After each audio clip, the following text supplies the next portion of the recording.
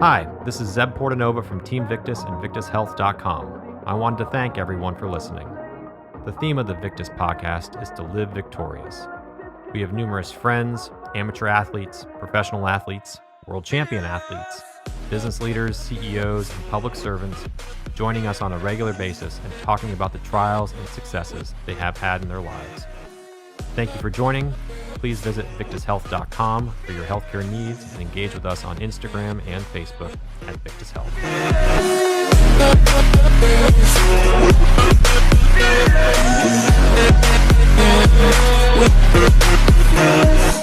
Hey, so seriously, Bo, you're awesome for joining Team Victus podcast here. Yeah, this is a super cool experience for a lot of us because we've never met, and you got connected through one of the ladies who works on our team as one of our brand managers for our Victus portfolio products, who knew you through a mutual friend, right? You guys had a friend who's I guess a DJ. Is that right, Brooklyn? A DJ in Charleston? Totally. And so dude, I mean, I'd love to hear your story. We'll make fun of Jason the whole time too. It'll be great. But like, let's hear your story, man. Like, so you're a professional skateboarder, you're a professional actor. Is there anything else you're fantastically good at that you're not disclosing publicly yet? I don't know. Charm and good looks, random stuff. Yeah, I guess so. Dude, it's been a wild ride. I guess I don't know. It's crazy. Well, let me start. There's so much, I'll help you. So how about this? How did you become? Let's start off. How did you get the role at the Cobra Kai? And then tell that story, and then let's go back to the beginning and how you became an actor. Okay, cool. Yeah, I'm gonna crank you up here a little bit. Sorry, I'm on my phone. I got like a mobile rig, so I just wait. Before we even get there, dude, tell us about the shirt you're wearing. Oh yeah, it's Sailor Moon, dude. I don't know. It's just like that was the shit, dude. I love it. I had more questions about the nude photo behind you. Is that is that yours? Did you do that? Is this an old girlfriend? This is a self-portrait of me back when I had long hair a few months ago. Yes. Now this is our roommate's art teacher just hooked it up, and I don't know who it is of, but I don't know. It's got a quote down here too. It's kind of crazy. And I said to myself, I want to be your friend. It took a lot of breath, and I've been waiting my whole life for this. So it's some really, man, whatever. And I see, I can't tell. In post, we'll have Josh put some black bar over those boobs, just to keep this fun for all the family. That sound good, Josh? Keep it PG rated. Keep it PG. And I see. And Victus logo over there would be awesome. Two Victus logos right here. I'm sorry. It's been a while since I've talked to these guys. So wait, that's great. Bo, I can't tell quite just through the way the video works, but are the armpits shaved on that or no? I can't quite tell. Oh, that's amazing. Yeah, it's like I think that's one of those things like, you just interpret it what is natural to you. I thought it was maybe just the shading of the light, but I see you're clearly into the funky stuff. I like that. Nothing wrong with, shave or don't shave your armpits. I'm not here to judge, so it's all good. I'm about it, dude. Yeah. However you like it, that's fine. That's right. Yeah. Today's day and age, if you say anything anyway, someone's gonna get mad at you. So just appreciate it all. I love the direction this is going. This is just already the best time we've had here. So I love it. That's great. I'm stoked on that. Yeah, dude, I'm stoked to be here. This is fun. I don't know. I like Sailor Moon. I like art stuff. I like anime a lot. I don't know. So this is just this. I'm just stoked on this shirt, though. I think Sailor Moon's kind of crazy. Like, I don't know. It came out in the 90s, late 80s, and like when it came out, their whole cast was basically like LGBTQ characters. Like they had the girls aren't on here, but they had two girls that were dating each other, and one was a cross-dresser. And this is in the 80s? 80s, 90s, like Japanese anime, dude. And they were playing it on like Cartoon Network too and stuff. And it was just low key. No one picked it up, but it was super influential for like, I don't know, like that group of people, because it was the first time they were represented on television, really, like in a good setting, like not being made fun of, and it was in a cartoon. Man, so, I'm not gonna. It's pretty I fucking mean, sick. to some extent, people would probably say I live in like a bubble, but I really try not to. This is the first I'm hearing about this. Is like Sailor Moon? Yeah. Legit? Oh, Legit. dude, no. So I don't. So I'm 34. These guys are really young. Zeb's definitely old. I remember Sailor Moon. It's like 1 a.m., 2 a.m. stuff they would play. You know what I'm saying? Like it would be like they would play like the more adult style anime on Cartoon Network, like in the off hours. And I just remember not sleeping as a kid. I thought those girls were cute.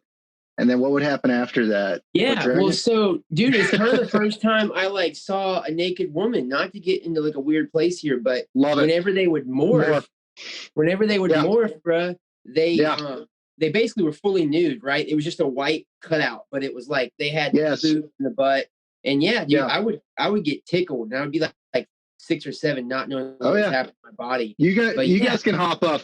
Bo and I have got the rest of this. Let's go. Yeah, it was weird. You know, he's not lying either. It was one of those things where you're like, did I just see what I think I just saw? And you did. Dude. That's what was. So you're like 6, 8, 10-year-old kids watching this. I mean, yeah, you know what happens at that point when dudes see even the possibility of having a naked girl around. Yeah, I had no idea what was happening. Go on, Jason. You don't. Like, that never happened to you. I'm not connecting the dots, guys. You got 2 kids now, so maybe at least twice I've connected the dots. At least twice, and probably not much more than that. I'm gonna be real honest, guys. My batting average isn't great. What do you want to hear? This isn't about me though. Let's talk about Bo. You're 2 for 2 though. I take credit for that. That's awesome. Let's go. All right, let's go back to Bo. Tell us. We're. I love the off track we got because it's super interesting.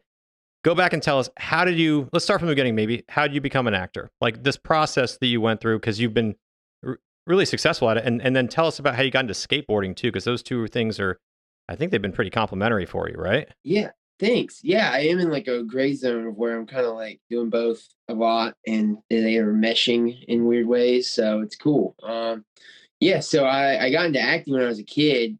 I was like a baby, actually. I was probably like 9 months old, and I've just been kind of like told the story. I don't remember it, obviously, but I was a child and we were in a mall on vacation and like just kind of got spotted by an agent walking through the mall. It wasn't like anything weird. Like it wasn't like a pageant thing or a cold call type of thing. They used to do that in malls.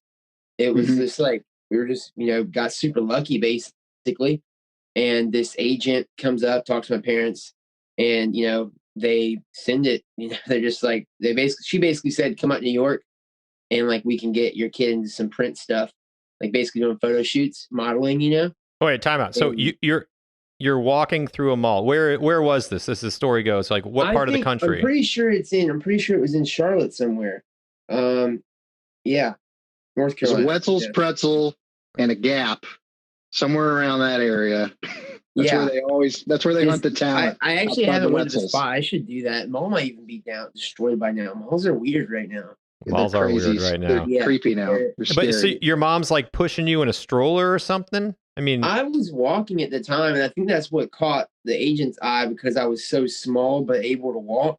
It's kind of brutal my parents to like be throwing me around in a mall. Imagine like a busy mall and they just kind of stringing me along like a little puppet, holding one of my hands. It was, I guess they got the person's attention and she was walking by, but I was kind of like I came out pretty solid. I was pretty poster child for that time, like just blonde hair, blue eyes, So I looked probably like what that person was looking for. I ended up doing like lookbooks and catalogs for like JC Penney's and stuff. But like, so you're like 9 months old or whatever. Your parents get connected with this agent, and then they're like, come to New York City. Is that what happened? Yeah, it was weird though because that was like a scam back then. It was a pretty big deal. They would basically get people to say, "Hey, let me get a couple $1,000 and we'll make your kid a superstar." People would just buy into it, And Jason sends out emails all the time from people. He's like, "Hey, if you send me $100,000, I'll return $1 million to you next week." Is that uncommon? Is that frowned upon? It hasn't worked yet, but it doesn't stop me from sending the emails. You're not. If you just use gotta get one. If Just you gotta use get the one. Nigerian prince, go the Nigerian prince route, and it'd probably be a lot easier for you. No, but yeah. Back then there's a scam happening where people are like, give us some money and maybe we'll get your kid in a publication or something. Yeah, kind of. It was like, we'll put your kid out there and you could get a role or something. It's just like trying to trick people, giving them what they want to hear. But this so one it was wasn't. kind of heavy because they like sent it. Like I guess they believed that this was like legit, and it turned out good. Like I remember when I was younger, I would go out to New York for a few weeks. I remember being there at some points, like small little memories of like it being just brick cold, like -10 degrees. And I think that's what I remember most about it. And just, I don't know though, but yeah, we went out there and I was just doing little photo shoots for a while and it kind of just built up, 20 years later, we're here. But so it was, slowly just like print ads, bigger print ads, like a big poster. Like I have done some stuff for Land Rover and like, like school boards and stuff for the government. And like, I was doing like things for like, just weird stuff. Like you wouldn't believe how many photo shoots the government has for stuff like PSAs and things like that. I did a lot of that for a while, but just like, anti-bullying or like whatever, like I was in all the South Carolina rest stops for a year as in like a little photo shoot. I was in like safari gear, like trying to encourage people to like be a tourist in South Carolina. Just like stuff like Dude, that. we got to go to. So in all honesty, I've never stopped at a rest stop in South Carolina. That's where we are right now. Yeah. Right. But if I went there like on my way home, would you be in it? Or is that campaign from a long time ago? This is 12 years ago. No. Did that help you with the ladies? Like, would you be walking around there like, hey, Michelle, it's a rest stop guy. Look who it is. Starts a natural conversation. I wish it was popular like that. No, definitely not. Definitely not. I don't even think people have seen that. It's so funny, dude. I wish someone would recognize me. It's like, hey, are you that chubby kid that was on the Range Rover ad dressed like Superman? Like, dude, they would definitely get some brownie points if they recognize me from that. Exactly. You have my attention now. Wait, so you were doing tons of print, and you're obviously at this point, right? I mean, how old were you in that Range Rover ad? Out of curiosity. I actually don't know off the top of my head. I think it was probably like somewhere between 5 and maybe like 9 or 8. So yeah, so in that range, I was doing a lot of that stuff. But like I've got 2 little girls. I can tell you from the moment they can speak, they have an opinion. And they will tell you what they don't want to do. Were you ever like, I don't want, Mom and Dad, I don't want to do this, and they're like, you're doing it? Or was it like, oh yeah, hey, this is, we're going on a photo shoot? Like, how was that? Like, did you want to do this stuff? Was it natural and exciting to you, or you're like, it's kind of like work, or like my parents are dragging me to go play sports or take photos or whatever? Like, how was that for you? It was definitely weird. I think it's like it's hard for me to comprehend because I was like I literally grew up in it, so it was like a normal thing. And so sometimes I almost like took it for granted just because I didn't know what I was doing. And it was kind of like chores sometimes. I'd be like, oh, I don't want to do this audition right now. It's like just being like a little brat. But like, excuse me, all in all, it was like, it was a great time. Like I did enjoy it. And but sometimes I would be like, oh, I don't want to do this right now. But I don't know. I was like, yeah, I would have some times where I'd be like, whatever. But it's usually just like But that's kind of going with the flow. I was like homeschooled and stuff. Like I didn't even know I did not have a normal childhood whatsoever. So like it was like that was like the thing you do. It's like it would be like, all right, we do some homeschooling throughout the week, and then maybe on a Wednesday and maybe on a Saturday we'd go out and drive 3 or 4 hours to shoot a photo shoot or whatever, fly to New York or go to LA for a couple weeks. And it was just like, that was just my life, dude. It was so kind of hectic, but like, it was normal to me. So I don't know. Sometimes I'd have, I guess, a little breakdown, but it was never anything where it's like, please don't make me do it. Like, it's never anything like that, Yeah. Yeah. For those who don't know out there, I mean, can you share, like, can you make a living off of something like that? I mean, can your family, is there enough financial success in something like that to be able to say, hey, okay, my parents quit their jobs and focus on this sort of thing full time, or no? I don't know enough about how that industry works. Yeah, right. I mean, well, it was definitely a little different back then. Now you could probably do it a little easier. I mean, at the same time, it basically no, right? Like it was a thing where my parents would trade off, and at one point it got to the point where my mom ended up just kind of quitting her career and focusing on me when I was about 12 or 13, and my dad kept working, and it was like a split gig. Like I definitely was helping a lot support the family, but I wasn't like the breadwinner. And at the same time, my parents were great. Like they mainly wanted this money to be kind of saved, so it wasn't like they were getting rich off of me. I know some kids' parents that's happened to them, and that's pretty hesh to watch. But like Yeah. ultimately, you have to be in like a really good position to be able to feed your whole family off of this, especially as a kid. Yeah. Because you're going to get paid less being younger because you're not as experienced. It's like a trade, like welders that have been welding for 20, 30 years, they get paid really fucking good because they're good at it. Yeah, Same that's thing. right.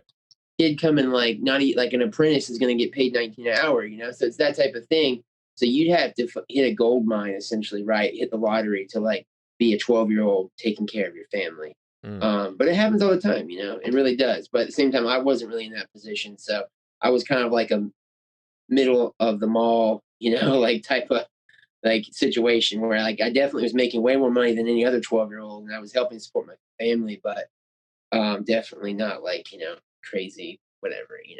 So where were you at your point then where you're like, I'm doing photo shoots and I either consciously choose that I want to get involved in acting, or did an opportunity present itself for you to switch over from stills to acting? I mean, how did that transition actually happen? Um, yeah, I mean, transition, I guess it kind of happened naturally. Basically, as I grew, in talent or whatever you say, as I got older, I kind of got passed from agent to agent, because some agents only deal with certain things. And I ultimately got into an agency where they did everything as around like the ages of like 6 or 7. And that's when it kind of picked up because they were sending me out for all sorts of stuff. So I was doing movies, commercials, and print and everything, I could possibly try to do in that realm. And, I was getting some little gigs, background of stuff, one-liners, things like that. Yep. And so it was, again, stepping stone process, and just did a bunch of random stuff for a few years and had some really cool opportunities. Like did some cool things. Like I was on like the set of Joanna Man, and I had like a little one-liner in that, and I think it got cut, but I still got to be out there for a while, and that was cool. And then like, so there's some little stuff like that I did, and just kind of built up a resume, right? And I ultimately got kind of like a breakthrough gig with when I was about 12 or 11, and it was called October Road. And that was no one knows what it is, but at that time, what's up? You were Duty. Yeah, Duty, exactly. Yeah. That's it. That's amazing. Yeah, dude. Yeah, that was like a #1 drama on ABC for a season or two. Then it just totally fell off the face of the earth. But it, for what it was, it popped off pretty quick and went well for, like I said, like a year and some change. And that was kind of like my first gig where I had a character with a name and actual lines, and I was like on set with a trailer, and like really living it up, kind of like big time actor stuff, and like and it was really cool, man. But then it kind of just took off from there. So what came after October Road? I know because pretty much immediately after October Road was Eastbound and Down, pretty much. yeah, so you went straight into that. Yeah. And were you like 12 years old at the time, right? Is that about how old you were when you did that transition? Yeah, I was 12 when we shot the first episode, and that's a pilot. So that sat on the shelf for like 9 months. So when we came back for episode 2, I was 13. It had been almost a year. Were you like, man, what's going through your head? You're like, I've made it. I'm like, this is awesome. Or, gosh, this industry's so volatile. I don't know, I don't know what to think. I mean, and at what point are you like bragging about this to girls and stuff and being like, man, I'm on this HBO pilot. Yeah, and it's funny you say it, because I feel like a lot of people ask me this, and they see Eastbound and Down as it is now. It's crazy what it's become. It's literally become like a cult classic, which is awesome to be a part of that. But like back then, it was like a joke. No one knew if it was even going to get picked up, and even after it got picked up, the first season it was hilarious. But it was like everyone was on set, like, yeah, this is great, funny. But again, I don't think anyone, at least in the first season, no one knew it was going to just become what it is now, right? So, Wow. I mean, I don't know, right? I mean, because Eastbound and Down, like, you gotta think the people behind it were popping off, like Will Ferrell, obviously, and Chris Hinchy and stuff. Those guys like are really good, but um, you know, Danny and David and Jody, those guys like kind of were just coming out of college essentially, right? Like David, Danny, excuse me, had been in some stuff, like, but he still was like a B minus, actor at the time, right? Like he Yeah. wasn't like what he is now, and so it wasn't like, again, I'm just trying to kind of like, not to play it down, I'm just trying to kind of help you guys understand, like looking at it from that at that time, it was like this is awesome, but it's not like it was like holy cow, this is gonna change the world type of thing, like what it S- kind of has done. I don't know, So does that mean like when people were around on set, like if there's that kind of question mark around, I'm not sure how much the longevity of this is going to be. Like, it's awesome we got picked up, but is that what did that do to people's, for lack of a term, to their egos? Were there a bunch of big egos on set? Was it super easy going on set? I mean, Yeah. how was the interaction that you remember? No, everyone was really good. I mean, everyone was chill, nice, down to earth. Like they had a lot of great players. Like, um, so it was great to be on set, especially as a kid, because I was kind of like innocent. Like I didn't know who these people were, right? Like because I didn't see all of their work at that time. I didn't know who some of these people were, and even Will Ferrell to me wasn't like, he was like Will Ferrell. Obviously, he was funny. Like I'd seen the stuff he was in, but it wasn't like I was standing around giants, So I was just kind of like mulling around, like, "Oh, hey, what's up, dude?" Like I would just talk to people, and they were really nice to me, considering I'm walking up to them acting like, I don't care who they are. It's probably And refreshing though. yeah, I think they You know liked what it, I I mean? guess. I mean, I was like, I would joke with them and stuff, and like mess around, and we'd have a good time, and it was really good. Everyone was really good vibes, and it was just funny though. At the end of the day, like all those guys are geniuses. Like half of the stuff that people quote, if not more, you know, is like improv. It was made up on the spot. It's like all those fellas that were doing that improv are just like geniuses. They were, it was crazy to watch them do that. So So I got to tell you, like definitely I cool. watched one of my favorite funniest scenes was the down in my plums scene, right? That's like improv. And those guys are just dying laughing, trying to keep it together. I mean, it's just Yeah. so I mean, I get fired in the first 10 seconds if I ever had even a fraction of the talent to get up and be offered to be there because I'd be cracking up. I mean, those guys were just super good. And I guess you got to be super skilled to get to that point where they can do that. That was, I mean, if they were improv, and that was pretty common, I guess. Yeah. Yeah, I mean, it was one of those things where it was like, all right, let's take the script once or twice and get a decent one, and then y'all take 10 takes and just act a fool, and that was what happened, and it was amazing. That's so Uh, cool. That's so yeah, cool. man, it's great. I love it, and it was cool to watch that. It was like a weird, you know, I grew up kind of on set. Every year or so we'd shoot a new season, so I'd come back like 13 years old, 14 years old, 16, almost 18 when we shot season 4. So it was like I kind of grew up on set in a weird way, and like would spend some time there throughout different periods of life, and like it was cool to watch them do that because I got to like get like a firsthand, like courtside seat to this like amazing show these guys are putting on, and then like learning from it, like taking notes and stuff, or just like having them as like mentors was like pretty sick. So they're definitely all insanely talented. They'd be going for like 15 minutes sometimes, just back and forth, just fussing at each other, improvising, saying the craziest things you've ever heard. Especially like Ashley Schaefer and Danny when they're together is just like lightning. It's Really? crazy. Yeah, well, it's crazy because Will's such a talented actor, and he goes like into characters very, very well. And the whole Ashley Schaefer character is supposed to be Ric Flair. That's Because right. they offered that to Rick, and Rick turned it down, and so Will was just like, "Fuck it, I'll do it," you know. It's like, Well, and he did, and he crushes it, right? I mean, I he is. know, dude. Yeah, so it's just so you got him there pretending he's Ric Flair, and then their arch enemies, him and Danny are. So there's going at it, and it's amazing, dude. That's funny. You guys seen Bat Fight? Well, have you seen Bat Fight?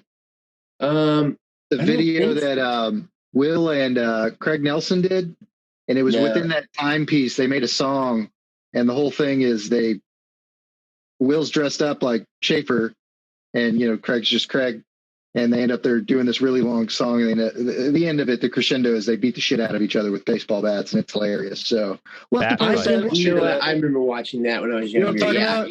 Yeah. Mm-hmm. My brother and I still reference that around each other, like Bat Fight, and I'm like, it's not today.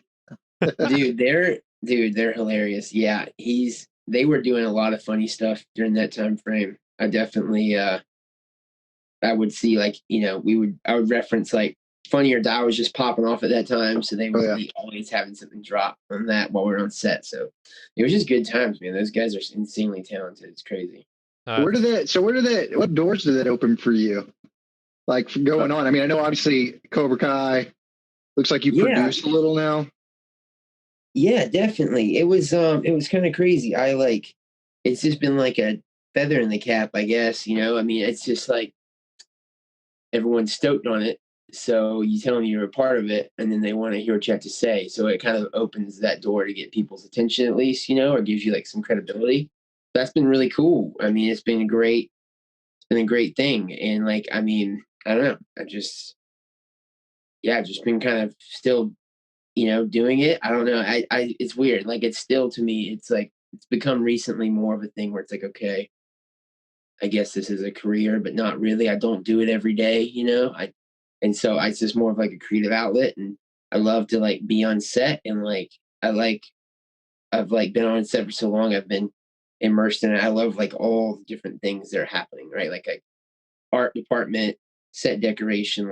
I love that stuff. I love directing and stuff like that, cinematography, and producing, and of course acting. I like those facets particularly. And so on sets, it's fun to do small stuff, even just because you get to kind of play with all these realms, where it's usually there's a whole department for that. You don't even get to touch it.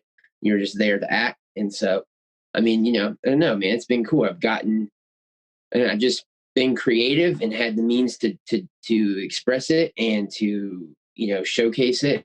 And so some stuff is popped off. Like you said, producing, I produced that stunt-based docu-series in Aiken at my skate park called Narcats. So we did that for a while, and that was great. And I went on to shoot some stuff with James Franco, and that was definitely a door opener for that opportunity. I basically got to work with James Franco's one of his production companies called Rabbit Bandini, and I was with them for 2.5 years, and pretty much got in there off of just kind of riding that wave of Eastbound and Down.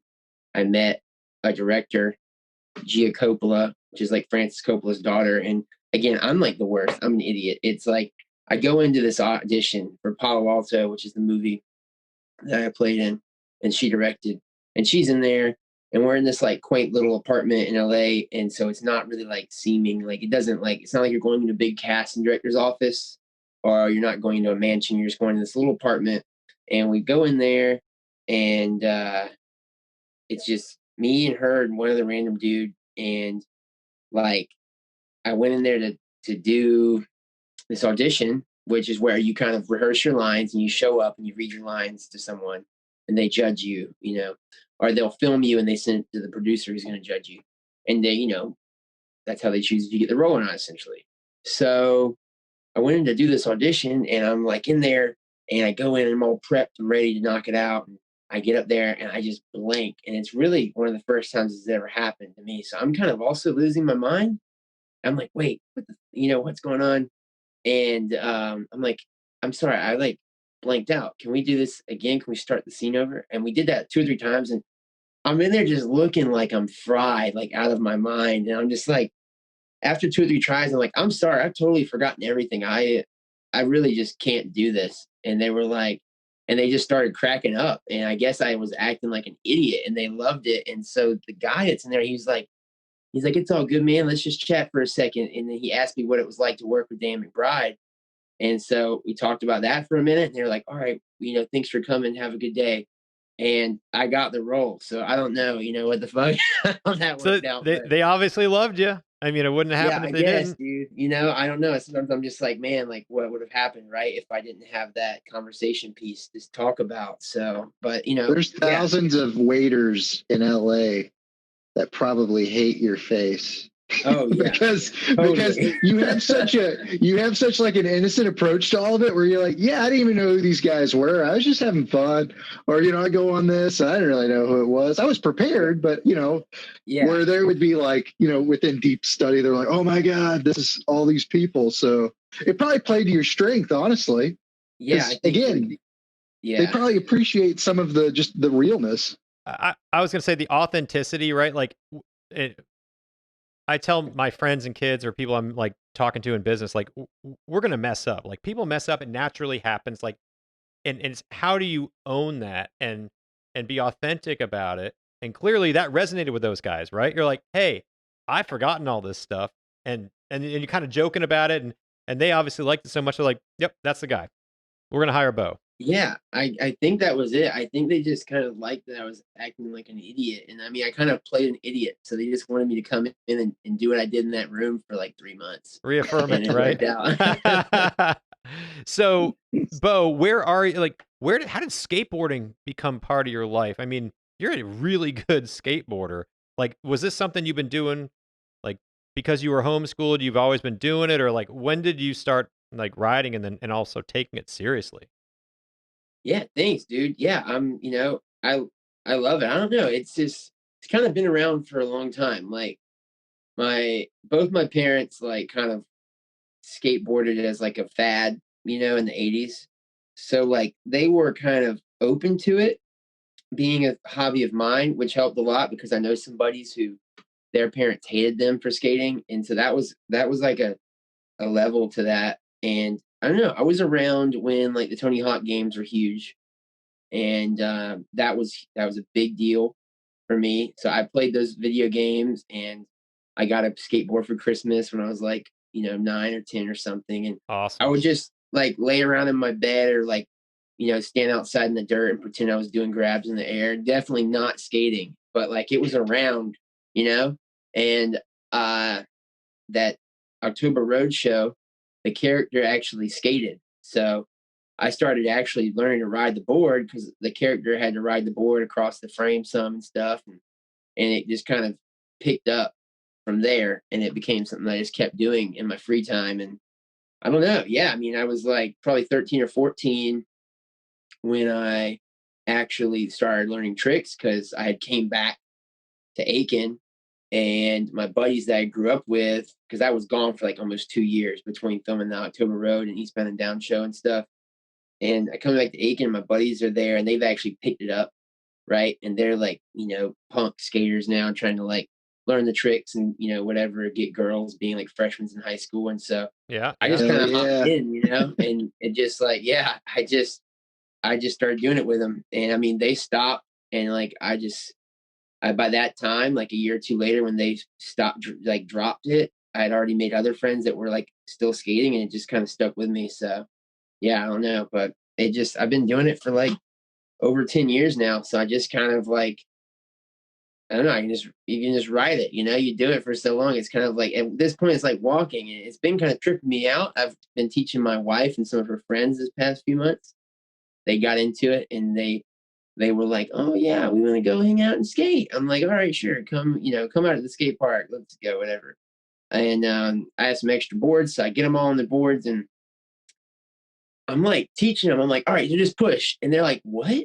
And I'm like, it's been really surreal for me to break down how to do these things because it's just like teaching a kid to walk at this point for me, right? Yeah, you've been doing It's it for like, I so mean, long. Yeah, yeah, yeah, totally. you guys have kids. I imagine like teaching them to walk. Granted, you can't communicate with them fluidly, like via verbs, but like Because they're still, dumb. it's like how hard is this really? You know, it's like crazy, and see breaking down the mechanics of it and stuff. It's been a trip for me, but I don't know, dude. Just been doing it for so long. I So love it. I'm But gonna totally date myself here. Like one of the first movies I ever saw, I think it was called. I'm looking at. You can't see my buddy Barry over here, was but it um, Thrashing? was it Thrasher or Thrashin'? Was it old? Thrashing. Yes. So Yeah. that was like old school when I was a kid. Like there was like the good like a good group and like the bad group, and Yeah, they like the tough guys. Yeah. that's right. So I saw that and that was like super cool. That was also Rad at the time. If you guys remember Rad, Yeah. the BMX movie, that was like those two were like when we went to Blockbuster. I know I'm dating myself even more. Go to Blockbuster, and those were the two that I always pick with my buddies. And then I That's saw Gleaming the Cube as a kid, great. and it was like, this is Christian Slater, Tony Hawk's got Mhm. that pizza guy, the Pizza Hut delivery guy role in there. And it was like for me as a kid, like I grew up skateboarding. I had like a little quarter pipe in our driveway that I was horrible at. Like the best thing I could do was like, I don't know, I'm not even sure I'm gonna describe it right. Get up on like the top of the rail and then do a 180 back down. That was like That's super hard great. for us. No, that's great. That's hard for anyone. That's rad, dude. That's Yeah. awesome. Yeah. So That's sick. I ended up, so I grew up skateboarding. I ended up transitioning and picked up wakeboarding when I was like 12 or 13 because I had a family. We had a boat in a lake house in upstate Michigan. So we would start doing that every summer back when like there weren't anything. So I learned how to do like all these tricks and flips and twists behind the boat. But I can still get on a skateboard, but I got like a Sector 9 soft like a flexi board right now, so I'm more of a longboarder. I'm getting No, old. that's sick. So yeah. But No, like it's cool. As I long mean, as you're riding around. as long as you're riding around. So because you're like in this space where you're an actor and you're like in the skateboard space, like you're also doing. I mean, you just had a big trip up the East Coast, didn't you? You came back from somewhere. Yeah. Yeah, talk to us about that. Yeah, for sure, dude. Yeah, and that was sick. And like to touch on what you were saying too, like I definitely wakeboarding is sick. That's rad. You were doing that. I love it. I wakeboard, wake surf, like anything. Like my fiance, like not fiance, my wife, her family has a house on Lake Murray, and so we go out there all the time. Hey, So right. fun, dude. So the boat I bought a Mastercraft surf boat because I'm done with Great. wakeboarding. Like for me, I've beat Yeah. myself up. My hips are all shot, and I'd rather just go behind the boat. And He's honestly, like an old dog at this point with the hip Yeah. dysplasia. Bad. dude, Very bad. Jason's heard me complain about this for almost a decade now. This is what it is to get I old get with it. your friends. When you get old with your friends, this is the stuff you bitch about. Is your Oh, yeah. hips and your kids cursing. It's like, oh, this is great. Yeah. How often do you get up to Lake Murray? Probably like once a month, and during the summer, it's 2 or 3 times a month, honestly. But Yeah. like still once a month, even in the off season, just to hang out with them. But yeah, dude, I love it. The wake surfing is like so low impact. It's so fun. You can just I've seen people doing so much silly stuff like on the wake surf. It's so fun. But Man, those guys are so good. It's yeah, shocking. So there's a professional wakeboarder, a guy named Sean Murray, and Sean's a friend. I kind of grew up around him. And one of his buddies name's Travis Moy, and Sean's won like multiple world championships on the wakeboard.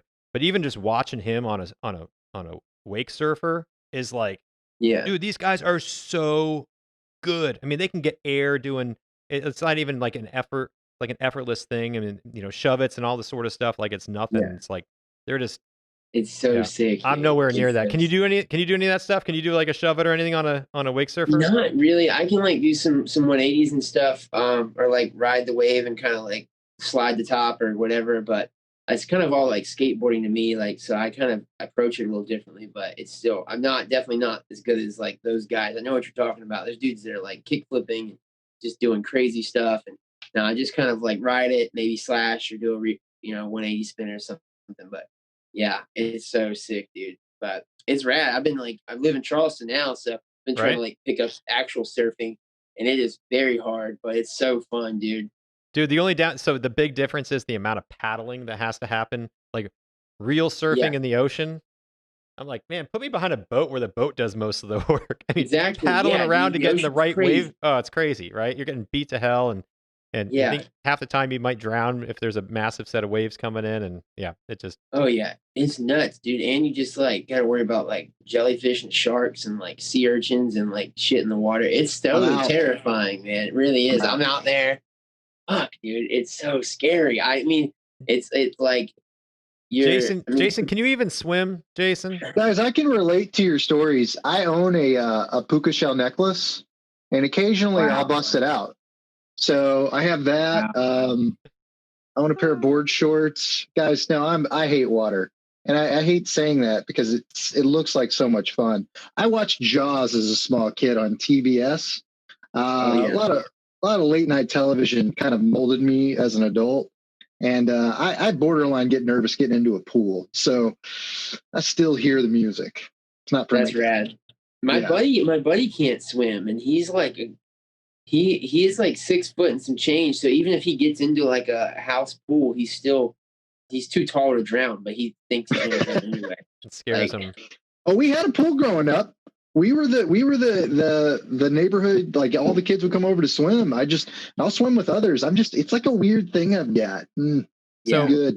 I got to say, hang out on land. To make fun of Jason some more, Bo, we went to this, one of the guys that we sponsor is one of our brand ambassadors is a 8-time CrossFit world champion. His name's Rich Froning. And Rich is a great dude.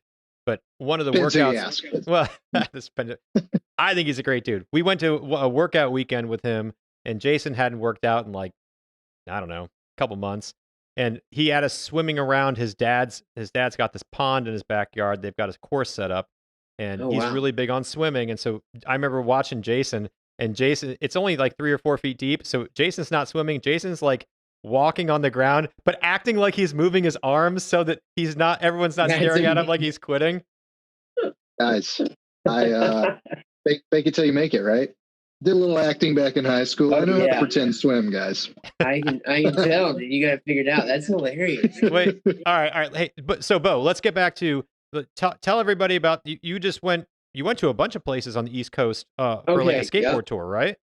Yeah. So there's kind of like a lot to unpack, but basically there's a skate crew. There's a skate crew that we have going called Fiance Skate, and that is a culmination of like the young mentees, like the kids that we mentored at that skate park and shop I had in Aiken for a long time. They came up, they started when they were about 12, and once we finally shut down the facility, they were about 18 or 20, depending on the range. And we mentored them and taught them how to skate, taught them how to, travel and just, use camera gear and stuff. And so the kid that is kind of leading that group, his name's Jordan Nat. And I gave him all of my camera gear like about a year and a half ago because he was just like doing stuff. And I was like, I'm not doing stuff. So I want you to use this. Like, it's like super, $5,000 or $6,000 worth of camera gear. So now he's set up and he's been filming and having, creating great content and doing good creatively. And so, like I said, it's a skate crew, mostly the young generation, but there's a few of us older guys that were their mentors. And so we like, we'll go on a weekend trip or something, maybe they'll come up here for a weekend, but we finally got to the point where we're like, we should go somewhere and like actually take a trip. So we all got together and planned it out and everyone committed, and we did like a week and a day trip up to Outer Banks, North Carolina. So it was an amazing time, man. I've been doing trips like this, planning trips since I was like 15. Like on spring break, I used to take all my buddies in high school and we cram in a station wagon and we drive up to, Wilmington or drive up to Raleigh or something and spend a week just driving around, skating stuff. And I would take all these like 16, 17-year-olds with me. And I'm 15. I'm the youngest one. Their parents would be like, so what are you doing? And it was the craziest time. I would call up hotels and fake my voice and be like, yeah, so me and my family are staying the night. We're on a camping trip. It just crazy shit. Cause they won't even let you get a room if you're not 18. So I would show up and I would pay over the phone and everything. And then when I got there, I hit them with yo, I'm checking in for my dad. He's in the car. Him and my mom just had a fight. So he wants me to come check. Here's my dad's credit card. Right? Just come in and I had it all on lock. And so there's this 15-year-old driving around a station wagon, like Griswold style station wagon. full of other punk skaters up and down the coast, checking the hotels illegally. But anyway, so I feel like I had some experience, and we just camped, How do you drove pick? up. How do you pick the locations? Right? I mean, were you like, are you like Googling in advance, like best skate areas in like a certain Yeah, city, or like how do you guys it's find out where you just want to go? it is for sure focusing on like the skating aspect, and also what's relative. Like you're not going to drive up to Myrtle Beach and then bounce 5 hours into Raleigh for no reason. So you kind of make do with like the in between spaces, and you have your key points that are solid, right? And then you make fun out of the in between. And so we, back then it was just like you'd hear about stuff, being a skater. And so you would know, hey, there's at least a skate park in this city. Because in South Carolina, we really don't have many skate parks, and it's a shame. So if you just have a skate park at all, it's a really big deal. So just going to Myrtle Beach, coming from Aiken, 3 hour drive, because you knew they had a skate park was a big deal. So it was like awesome. We get to skate an actual facility Yep. and not someone's parking lot. So that at that point, that was kind of what it is. And nowadays you have Instagram, and I've been traveling for over a decade, and I have like a bit of a network of homies, and so I just was reaching out on this last trip and seeing who was up to let us, camp in their backyard or show us around their city for the day. And had takers basically hitting me up like, hey, our old friends, like, hey, come out. And so that was kind of how we set it up. And we went up to Myrtle Beach, and then Wilmington, and then these weird little cities like on the coast almost. Like there's a city, I think Jacksonville, and like Greensboro, North Carolina. And like these cities were kind of small and weird, but they had little skate parks and like super cool people. And so we would just go, and they'd show us around the spots, like street spots, and we would maybe film, or they'd show us their skate park, and we would go hang out. And then whatever ensued like later on, and just keep going. Made it up to Outer Banks ultimately. That was kind of the goal. And we camped there for like 3 or 4 days. And it was amazing, dude. Outer Banks is just crazy. It's like, they filmed parts of Star Wars there. So it's just like a different world. Wow. Yeah, yeah, yeah, for sure. So, I mean, you've been like when you get free time, you're either acting or maybe that's probably not free time, but you're skating. Any other hobbies you got besides, wakeboarding a little bit or wake surfing? What else do you do for fun? Yeah, a lot of board sports generally, right? So that's like takes a lot of time, and you kind of figure out it's like you have them for each season. So Do you you snowboard? skate, yeah, snowboard, skate, wakeboard, surfboard type of thing. So it's Yeah. like you have your seasonal stuff. So I'm always doing that. And then if you So, can't skate or surf or snowboard or anything, then I'm probably in the house fingerboarding. So, it's like there's always like some type of That's board more my sport. speed. Yeah. so, Yeah, but man. Bo, you're gonna appreciate this. So, I part of my story was I grew up in Phoenix, Arizona, Hmm. and my first school that I got into, I applied early admission, and I got into Cornell University in Ithaca, New York. Now, Ithaca, New York in the wintertime and Phoenix, Arizona in the wintertime are two completely different places, right? Yeah. And I knew that, but I didn't really know how much that was going to impact me. Well, that's not the point of the story. The point of the story was my freshman year, and I loved wakeboarding at that point in my life, and I was like, well, I'm gonna see if there's a place to snowboard. I go flip through. Back then, we had catalogs to find out what the classes were going to be. Uh-huh. We were required to take 1 year of PE, and one of the classes they offered was downhill snowboarding. And I was like, check that box. So I actually ended up getting college credit for PE to learn to snowboard well. And I was like, this is the most amazing thing I ever did. And we had so much fun That's doing it. So awesome. yeah. Wow. But the cold eventually got me, and I transferred to University of Florida so I could wakeboard. And There you go. that's a whole nother That's story in the and of itself. But Yeah, yeah. USF, huh? That's isn't that in Tampa? So I was in Gainesville at University of Florida, but Okay. yeah, I mean, I would drive down to Orlando all the time. I was living with a guy who was a world champion and his buddy, and basically spend Dude, as much that's time as the I could at a ski school every day, and when I yeah, could, it was awesome, tons of fun. it's crazy. It's like the land of lakes for real, dude. Dude, It's like it's yeah, nuts. for folks who want to have pristine water, Yeah. you go to Florida because there's lakes everywhere. A couple alligators, no big deal, Yeah. but The state is like the whole state itself is like perforated, you know.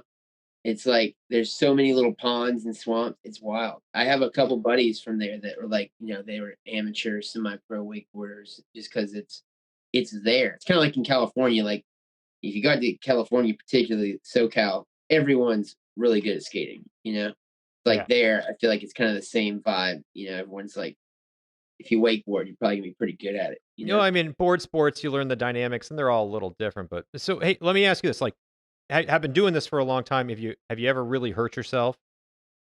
Yeah, totally. I get broke off all the time. I feel like I suck at skating. I'm like definitely not good at it, dude. It's crazy. I get my ass kicked every time I go out. Yeah, I was on that trip and I got like a bruise my bone in my hip. I fell in a bowl. Ooh. And I couldn't walk for a couple days, and then it's still aching. Like the muscle is just tight, like from getting slammed, you know. I don't know. There's like lots of small stuff like that happens, and you kind of just like work through it. But I've had like some serious injuries where I had a couple pretty bad concussions where I've went like lunatic, kind of crazy off of them, acting like just lost my mind. And then I've had like broke a leg, broke my foot, you know, fractured my wrist. So, you know, little broke some toes and stuff, but like, you know, nothing where I've ever like had to get surgery or like, you know, whatever, but like definitely some tough stuff. So Yeah, buddy. I mean, but the videos I've seen of you are, I feel like you're more of like a mellow skater. Like you'll do tricks, and I was watching this one you were doing, and it was like oh, a rail slide, and then you were hopping off in like a 180 or whatever. And it's not like oh you were yeah. going like super fast. Like you weren't like charging it, trying to jump over a dumpster. At least the stuff I saw. Yeah. Have you ever tried any of that stuff? Was that something that was like part of your background? Were you ever like trying to be like a super daredevil on this? Yeah, no, it's always been kind of like I'm definitely like I don't know. Like my body is definitely older than it should be, like physically, from skating for 10 years. And so I kind of just like to keep it mellow now. And like I still skate hard and I'll try hard tricks, or maybe every now and then I'll charge and jump over a dumpster, but like not like not like daily, you know. I know people that do that daily and it's amazing, but I'm just kind of like I have my peaks, you know. I'll have some fun, and maybe once a month I'll try something crazy, you know, and then I'm kind of just keeping it mellow. But yeah, I like the low impact stuffs, like little ledges and little ramps, you know, so that it does. I don't like it, you know, if it's like a ledge, I don't want it to be above my knee, because you know you have to jump, you have to start jumping kind of high, and then if it's a ramp, I don't really want it to be above like chest height or head height. Those are the levels of those types of things where it starts to get kind of too hard or semi, you know, dangerous. And I'm just kind of like over it. I can still have fun doing a little stuff. But like I said, I still will get buck every now and then, I guess, you know. But when I was younger, I definitely had a conversation with a buddy about this the other day, because me and him, we were on that trip with those youngins, right? These 20-year-olds. And me and him are like in our later 20s now, not even that old, but skating through your 20s.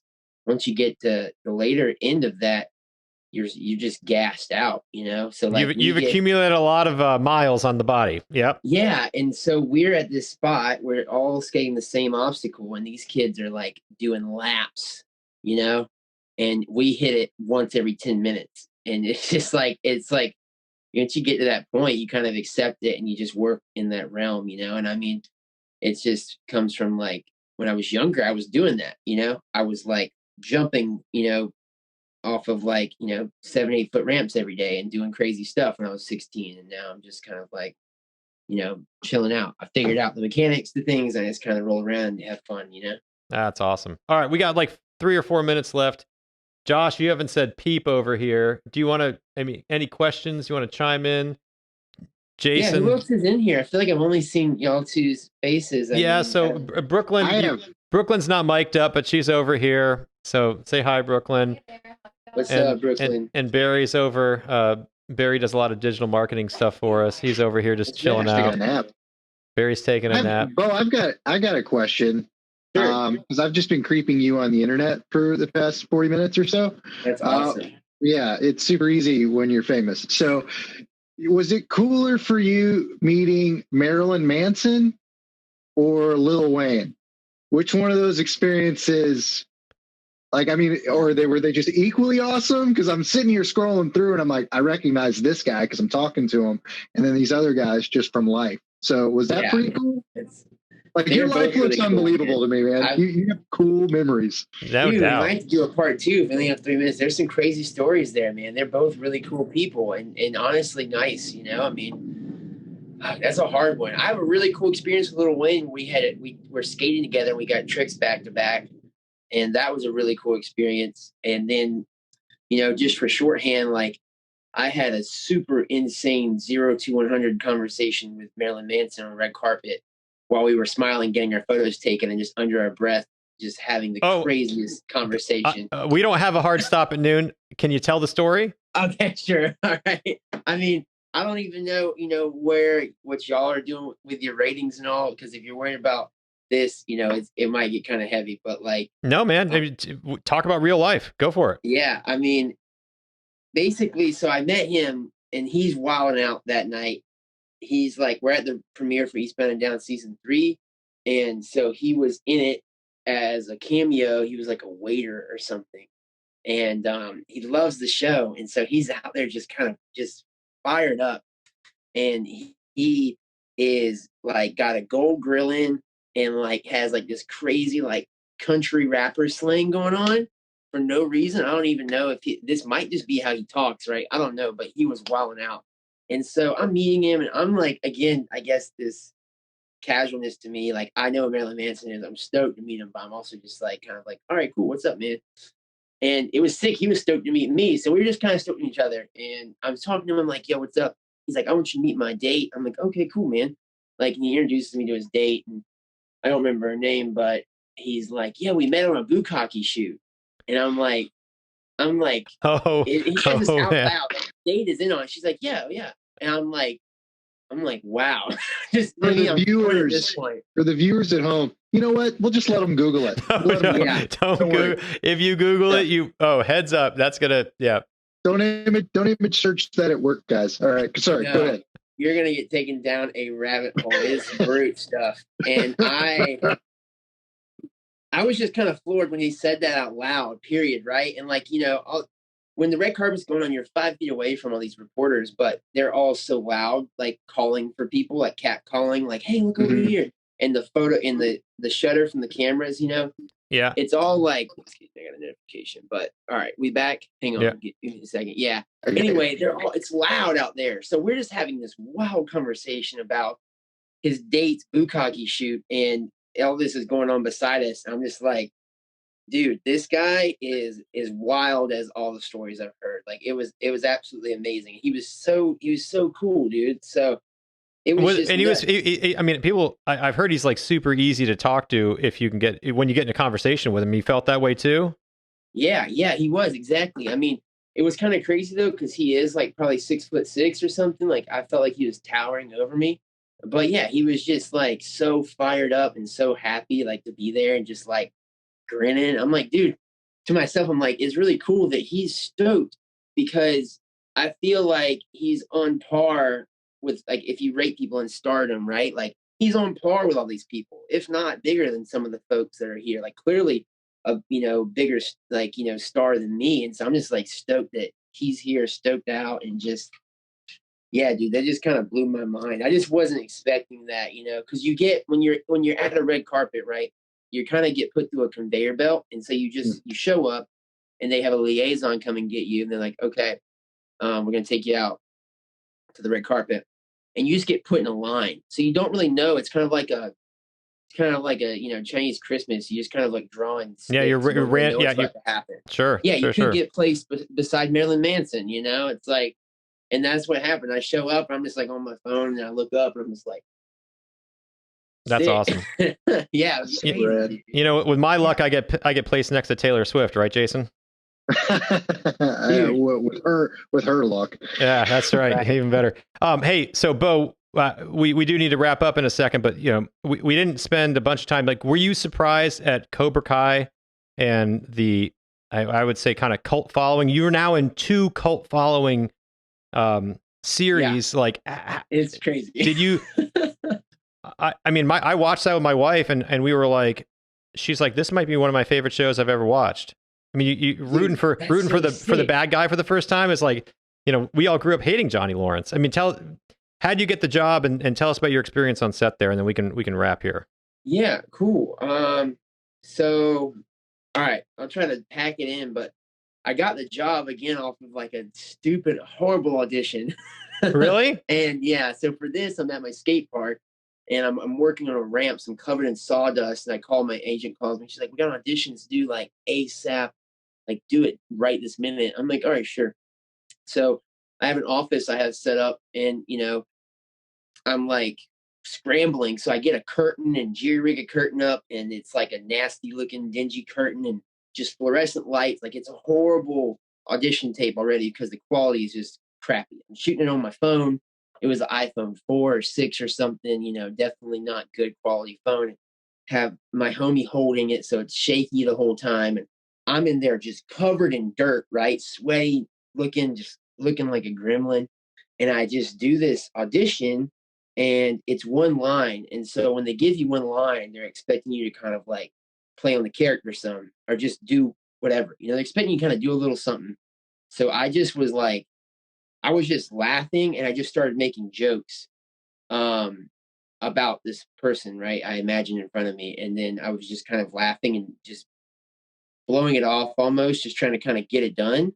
And I just did it one take and sent it, and it hit. I don't know, man. They liked it. And so again, just I feel like it's all bullcrap. I'm just like, dude, how have I like weaseled my way around all this and into two, again, cult classics? Like you said, it's like, how have I made it into two of these like amazing, series? Like it's so cool to be a part of the franchise. Like I actually love Karate Kid franchise. Like I've watched all the movies before I was in the show, and so it was just really cool to be a part of it. And when I got on set and realized that like the talent there was A quality, like everyone there was amazing, and the writers and directors, John, Josh, and Hayden, are all just like geniuses. I mean, again, too, I think this is Eastbound and Down opening up doors for me, because once we sat down on the set, they kind of looked over to me all like collectively, like in the video village, and they're like, "So how was work on right?" Yeah, you're like, dude, we look up to you. This is awesome. Yeah, man, it was an amazing experience. So those guys are geniuses. Like the way they read, the way they flip Johnny's story, and just how good they are with leaving you on cliffhangers and stuff, and like yeah, they did. And they're all really funny too. I mean, that was such a great thing for me. I was like 22 or something, so I was like an adult kind of. I feel like my skills are like matured, and so they let me go. I was getting treated kind of like the guys on Eastbound and Down, where they would let me do the script once or twice, and they just let me be the character after that. And that was huge. Like a lot of the stuff I've said that people have quoted me on has just been things I said off the cuff, improv. So it was like, that's awesome. It's been, yeah, dude, it's been like an honor just to get like that good feedback, and like just to be able to even just do that in the first place and not be stuck to the script. So I mean, two cult classics. Yeah, man. Dude, skateboarding the rest of the time. I mean, trust me, I'd love to go back and steal a part of your life and relive through all the things you got going on. It's pretty awesome, man. Thank you, dude. Yeah, I'm stoked to be on here with you guys. I'm stoked to be in touch with y'all. Like it's really cool what y'all have going on. Where can everybody follow you at? Yeah, check out my Instagram. I'm on that most of the time. Blonde Ambition Mitchell, or you can just search Bo Mitchell, B-O Mitchell, and find me on Instagram. I have a lot going on there. I have a couple different accounts popping off too, where I do different things. And there's, Twitter and Facebook as well. So check that out. Check out Skate Shop, the movie. That's a movie I got coming out soon. Awesome. Also, yeah, I got a merch company I'm working with my buddy. They're doing custom stuff. So check out Team Fun. And yeah, dude, check out Team Fun with a PH, right? Yep, with a PH. Yeah, dude, I'm stoked. I mean, just not to go on here, but like also I'm stoked on y'all's product, dude. Thank you guys for sending me stuff. Like I got some of it here, dude. Like I'm really stoked on this stuff. Like I've tried some of this before. And use it on those injuries, brother. You'll be glad you did. Yeah, man. I've got some plantar fasciitis popping off from the broke foot, and I rub it on there, and it's crazy. It just it goes numb, like in a soothing way. It's not like icy hot where it's like stinging or stinky. And it's super effective. It's so good, dude. Dude, Josh is over here. Josh calls on a lot of chiropractors for us, and he's like shaking his head up and down because all the same things you're saying. They're like, oh man, this stuff is awesome. And so use it for inflammation, use it wherever you need to. But Bo, it's been a total pleasure. You're a total, literally, you're a rock star. You're famous. Thanks for taking some time out of your day. Thanks for your time to chat with us. And you're a cool dude.